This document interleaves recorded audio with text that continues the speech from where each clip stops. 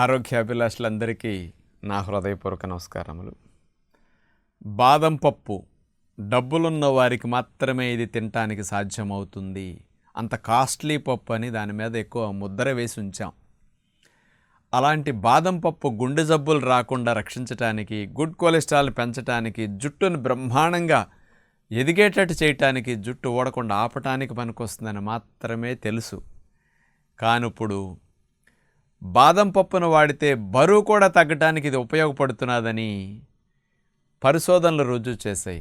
అలాంటి బాదం పప్పు ఎన్ని తినాలి, అసలు బరువు పెరగకుండా కంట్రోల్ చేయడానికి, బరువు తగ్గడానికి బాదం పప్పుకున్న సంబంధం ఏమిటి, ఆ బాదం పప్పుల్లో ఫేమస్ బాదమైన మామ్రా బాదం యొక్క స్పెషాలిటీ ఏమిటి, అది కాశ్మీరీ బాదం, దాని యొక్క ఇంపార్టెన్స్ వల్ల ఇంకా బెనిఫిట్స్ ఎట్లా వస్తాయి, మరి ఎవరెవరు ఎలా తినాలి, ఆ బాదం పప్పుల వల్ల మీ ప్రేగుల్లో ఇన్ఫ్లమేషన్ ఎలా తగ్గుతుంది, క్యాన్సర్ రాకుండా ఎలా రక్షించబడతాయి, మంచిగా గుడ్ బ్యాక్టీరియాకి బాదముకున్న సంబంధాన్ని, ఈ వాస్తవాలన్నిటినీ అమెరికా దేశంలో ఫ్లోరిడా స్టేట్ యూనివర్సిటీ వారు బాదం పప్పులకి బరువు తగ్గడానికి ఉన్న సంబంధాన్ని, ఇతర బెనిఫిట్స్ అన్నిటినీ వాళ్ళు ఎక్స్ప్లెయిన్ చేశారు. ఆ విషయాలన్నీ మీకు వివరణగా ఇప్పుడు నేను అందించే ప్రయత్నం చేస్తాను.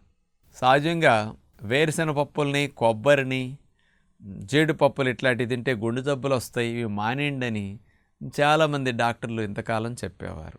ఇప్పుడు కూడా కొంతమంది తెలియక ఇంకా చెప్తూ ఉంటారు. కానీ ఇట్లాంటి వాటిని వద్దన్నా, కానీ ఏ డాక్టర్లైనా సరే బాగా గుడ్ కొలెస్ట్రాల్ పెరగాలంటే, గుండె ఆరోగ్యం మెరుగవ్వాలంటే బాదం పప్పును బాగా తినండి అని చక్కటి సలహా ఇస్తూ ఉంటారు. మరి అలాంటి బాదం పప్పులు కేవలం గుండె జబ్బులు, గుడ్ కొలెస్ట్రాల్ లాభాలు ఇస్తాయని మాత్రమే అనుకుంటున్నాం, కానీ జుట్టు వరకు అని నేను ఎక్కువ చెప్తుంటాను. ఎందుకంటే ఇది ప్రాక్టికల్గా ఎక్స్పీరియన్స్లో చాలామంది నేను చెప్పినందుకు బాదం పప్పులు తిని, డాక్టర్ గారు బాదం పప్పులు ఒక 10, 15, 20 రోజు తిన్నప్పటి నుంచి జుట్టు ఊడటం బ్రహ్మాండంగా తగ్గిందండి, జుట్టు ఊడటం ఆగిందండి, జుట్టు గ్రోత్ బాగుందని కొన్ని వేల మంది నోట నేను వినగా ఈ ప్రాక్టికల్ రిజల్ట్ చూసి అందరినీ తినమని చెప్తుంటాను. ఈ గుడ్ కొలెస్ట్రాల్ గుండె ఆరోగ్యానికి మరియు జుట్టుకి. మరి ఇప్పుడు బరువుకి సంబంధం ఏమిటి, మరి బరువు ఎక్కువ ఉన్న వాళ్ళకి క్యాన్సర్స్ వచ్చే రిస్క్ ఎక్కువ ఉంటుంది. ఆ రిస్క్ని బాదం పప్పులు ఎలా తగ్గిస్తున్నాయి, ఇలాంటి 2 విషయాలని మీకు ఇప్పుడు వివరణగా అందిస్తాను. మొట్టమొదటిది, ప్రేగుల్లో గుడ్ బ్యాక్టీరియాలు, బ్యాడ్ బ్యాక్టీరియా అని ఉంటాయి. కొన్ని రకాల బ్యాడ్ బ్యాక్టీరియాలు పెరగటం వల్ల మనం తిన్న ఆహారాన్ని తక్కువ క్యాలరీస్ తిన్న దాన్ని ఎక్కువ క్యాలరీస్గా మార్చేసి పంపిస్తాయి. ఒక ఇడ్లీ తింటే అది 2 ఇడ్లీలు తిన్నంత శక్తిగా మార్చేస్తాయి. అదే మంచి బ్యాక్టీరియాలు ఎక్కువ ఉంటే 2 ఇడ్లీ తిన్నా 1 ఇడ్లీగానే మీకు లోపలికి పంపిస్తాయి. క్యాలరీ కౌంట్ని పెరగకుండా నియంత్రించే శక్తి సామర్థ్యాలు ప్రేగుల్లో ఉండే బ్యాక్టీరియాలకు ఉన్నాయని రుజువైంది. మరి హైదరాబాద్లో ఉండే ఏఏజీ హాస్పిటల్లో ప్రముఖ గ్యాస్ట్రోఎంట్రాలజిస్ట్ నాగేశ్వరరెడ్డి గారు కూడా ఇట్లాంటి వాటి మీద పరిశోధనలు చేసి ఊబకాయానికి, ప్రేగుల్లో ఉండే బ్యాక్టీరియాకి డైరెక్ట్ లింక్ ఉంది అని రుజువు చేయటం కూడా జరిగింది. ఈ బాదం పప్పులు తినటం ద్వారా ప్రేగుల్లో ఉండే గుడ్ బ్యాక్టీరియాలు కొన్ని రకాలు బాగా పెరిగి, ఆ గుడ్ బ్యాక్టీరియాలు కొన్ని రకాలుగా ఫ్యాటీ యాసిడ్స్ని రిలీజ్ చేస్తుంటాయి అన్నమాట. మరి బరువును తగ్గించడానికి ఉపయోగపడేది ఏవి రిలీజ్ చేస్తాయంటే, కొవ్వుని 2-3 రెట్లు వేగంగా కరిగించే 3-హైడ్రాక్సీ-బ్యూటరైట్ అనే కీటోన్లని బ్యాక్టీరియాల ప్రేగుల్లో బాదం పప్పులు తిన్న వాళ్ళు ఎక్కువగా విడుదల చేస్తున్నాయట. దీనివల్ల ఏమవుతుందంటే ఫ్యాట్ 2-3 రెట్లు స్పీడ్గా బర్న్ అయ్యే మెకానిజం మనలో పెరగటానికి బాదం పప్పుల వల్ల ప్రేగుల్లో రిలీజ్ అయ్యే ఈ ఫ్యాటీ యాసిడ్స్ మెయిన్ కారణం అంటున్నారు. మామూలుగా ప్రేగుల్లో ఉండే గుడ్ బ్యాక్టీరియాలు మనం ఫైబర్ ఫుడ్ బాగా తిన్నప్పుడు ఈ ఫైబర్ ఫుడ్ని ఆహారంగా తీసుకుని వాటి నుంచి ఫ్యాటీ యాసిడ్స్ని విడుదల చేస్తాయంటాం కదా, ఎసిటేటు, బ్యూటరేటు, ప్రొపియోనేట్ అని. అందులో 3-హైడ్రాక్సీ-బ్యూటరేట్ అనే కీటోన్లను ఎక్కువగా రిలీజ్ చేయటం అనేది ప్రధానంగా జరుగుతుందన్నమాట. ఈ ఫ్యాటీ యాసిడ్స్ అనేవి బాడీని హెల్దీగా ఉంచడానికి, గట్ బ్రెయిన్ యాక్సెస్ని కంట్రోల్లో ఉంచడానికి, మరి బరువు పెరగకుండా ఉంచడానికి అనేక రకాల బెనిఫిట్ని ఇవ్వడానికి బాగా ఉపయోగం అన్నమాట. 100 గ్రాముల బాదం పప్పు తీసుకుంటే మరి 650 కిలో క్యాలరీల ఎనర్జీ దగ్గరగా ఉంటుంది. అమ్మో, మరి అంత క్యాలరీస్ ఉన్నాయి కదా, అంత ఫ్యాట్ ఉంటుంది కదా అనుకుంటున్నారేమో. అలాంటి హెల్దీ ఫ్యాట్ బాడీకి కూడా అవసరం. ఈ బాదం పప్పుల్లో ఫ్యాట్ మామూలుగా మనం నూనెలో నేతులు తిన్నప్పుడు వెళ్ళినట్టు స్పీడ్గా వెళ్ళవు. ఇది స్లోగా డైజెషన్ అవుతాయి. ఇందులో ఫ్యాట్తో పాటు 23% ప్రోటీన్ బాదం పప్పుల్లో ఉంటుందండి. మరి 15-20% ఫైబర్ కంటెంట్ బాగా ఉంటుంది బాదం పప్పుల్లో. అంచేత ఈ ఫైబర్ కంటెంట్, ప్రోటీన్ కంటెంట్ ఇట్లా ఉండేసరికి డైజెషన్ స్లో ప్రాసెస్లో జరుగుతుంది.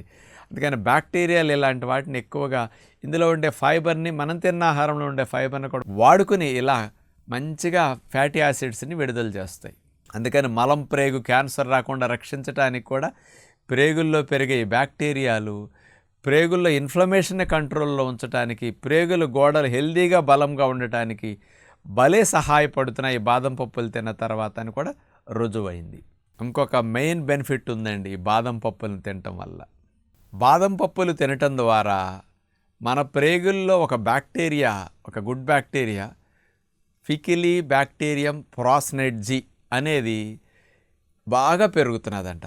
ఇది ఎంత పెరిగితే మన శరీరంలో ఇన్ఫ్లమేషన్ అంతా కంట్రోల్లోకి వచ్చేస్తుందట. అందుకని ఒబిసిటీ ఉన్న వారికి కొవ్వు కణాల్లో కొవ్వు పేరుకుని నిలవున్న కొవ్వు నుంచి ఇన్ఫ్లమేషన్ రిలీజ్ అవుతూ ఉంటుంది. ఆ ఇన్ఫ్లమేషన్ వల్లే హార్ట్ అటాక్స్, ఆ ఇన్ఫ్లమేషన్తోనే మరి కొలెస్ట్రాల్ పూడికలు ఎక్కువగా రావటము, ఆ ఇన్ఫ్లమేషన్ వల్లే డయాబెటీస్, ఆ ఇన్ఫ్లమేషన్ వల్లే బ్రెయిన్ స్ట్రోక్స్ ఇలాంటివన్నీ వస్తుంటాయి.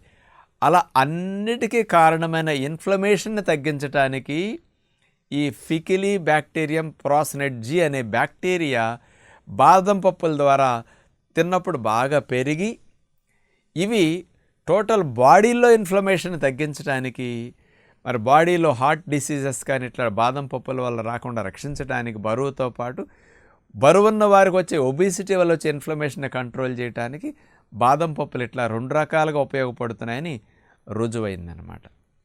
అలాంటి బాదం పప్పుల్లో బయట మార్కెట్లో దొరికేవి మీకు తెలుసా? ఆయిల్ తీసేసిన బాదం పప్పులు. మరి బాదం ఆయిల్ వస్తుంది, మరి ఆయిల్ తీసేసాక ఆ బాదం పప్పు అంతా పారేస్తారనుకుంటున్నారేమో. పప్పుగా ఉంచి అందులో ఆయిల్ తీసేస్తారు. ఆయిల్ తీసేసిన బాదం పప్పులే మనం ఎక్కువగా మార్కెట్లో కల్తీవే తింటుంటాం తెలియక. మామ్రా బాదం అని ఇండియాలో ఫేమస్, ప్రపంచంలో వచ్చే ఉత్పత్తిలో బాదం పప్పుల్లో 2-3% మాత్రమే తయారవుతాయి. అన్ని బాదం పప్పుల కంటే ఈ బాదంకి ఒక స్పెషాలిటీ ఉంది. ఫ్యాట్ కంటెంట్ మంచిగా ఉంటుంది, ప్రోటీన్ కంటెంట్ కానీ, మంచి కొవ్వులు ఇలాంటివన్నీ ఉండే టేస్ట్ బాగా మంచి టేస్ట్ ఉంటాయి ఈ బాదములు. ఇవి హిమాలయ పర్వత శ్రేణుల్లో అలాంటి చోట పండే బాదములు అన్నమాట. ఇవి ఉత్తరాఖండ్ అట్లాంటి చోట అలాంటి బాదం పప్పులు ఆయిల్ తీయకుండా ఒరిజినల్ వాటిని అలాంటి చోట నుంచి రైతుల నుంచి కలెక్ట్ చేసి ది గుడ్ హెల్త్ వారు అలాంటి ఒరిజినల్ బాదములు తెప్పించండి ఆ ప్రాంతాల నుంచి అంటే వారు మీ కొరకు తెప్పించి ఇప్పుడు చక్కగా మన ఫాలోవర్స్ అందరికి అందించడం స్టార్ట్ చేశారు. ఇప్పుడు నేను కూడా ఇంతకాలం బయట మార్కెట్లోనే తిన్నాను, డ్రై ఫ్రూట్స్ స్టోర్లో కొనుక్కొని. ఇప్పటి నుంచి మామ్రా బాదంనే తింటాం మొదలెట్టాక ఇన్నాళ్ళు ఇలాంటివి ఒక్కసారి కూడా ఒరిజినల్ తినలేకపోయామనే ఫీలింగ్ ఇప్పుడు కలుగుతున్నది. అలాంటి ఒరిజినల్ బాదం పప్పును కూడా మీరు తెచ్చుకోండి. నేను ఇప్పుడు ఈ నట్స్ని కుదిరితే ఈవినింగ్ తినండి అంటుంటాను. అవకాశం లేని వారు మార్నింగ్ బ్రేక్ఫాస్ట్లో తినండి. డిన్నర్లో ఒకటి ఫ్రూట్సే తిన్నప్పుడు నైట్ 9-10 ఆకలేసి ఏదో ఒకటి తినేస్తున్నారు. అలాంటప్పుడు ఈవినింగ్ 5-6కి నానబెట్టుకున్న బాదం పప్పులు తొక్క తీయకుండా మీరు తినేసేయచ్చు. తొక్కతో పాటైనా తినొచ్చు ఒరిజినల్ పప్పులు. అలాగే నానబెట్టుకోవడానికి సమయం లేకపోతే వాళ్ళు యథావిధిగా తినేసేయచ్చు. ఇంకొకటి కూడా మీరు చేయొచ్చు. ఎవరికైనా నాకు నైట్ డ్యూటీ ఉంది, నైట్ అసలు ఆకలి అవ్వకూడదు, నాకు వెర్రి ఆకలి, ఏదో ఒకటి తినేస్తున్నాను, నాకు ఆకలి తగ్గాలంటే ఈ బాదం పప్పులు ఒక గుప్పెడు తీసుకుని ఒక 20 అయినా సరే నానబెట్టకుండా తినేసేయండి. అవి తిని ఫ్రూట్స్ తినొచ్చు. దీంతోపాటు ఇక వాల్నట్స్, కాస్త పిస్తా పప్పులు ఇట్లాంటివి ఏమైనా తినేసి మీరు ఫ్రూట్స్ తింటే ఈ బెనిఫిట్స్ అన్నిటినీ మీరు పొందుతూ హెల్దీగా వెయిట్ లాస్ అవ్వడానికి బాగా ఉపయోగపడతాయి. కార్బోహైడ్రేట్ ఫుడ్ని బాగా కట్ చేయండి. ఇలాంటి మంచి ఫ్యాట్స్, గుడ్ బ్యాక్టీరియాలో బాగా మేలు చేసే బాదముని గుండె జబ్బులు రాకుండా, ఇన్ఫ్లమేషన్ రాకుండా రక్షించుకోవడానికి ఫ్యామిలీ అంతా వాడుకుంటే మంచిదని, ఇలాంటి హెల్దీ నట్స్ కోసం మనం డబ్బులు ఖర్చు పెడితే హాస్పిటల్ బిల్లు తగ్గించుకోవడానికి, జబ్బులు రాకుండా రక్షించుకోవడానికి చాలా మంచిదని విజ్ఞప్తి చేస్తూ నమస్కారం.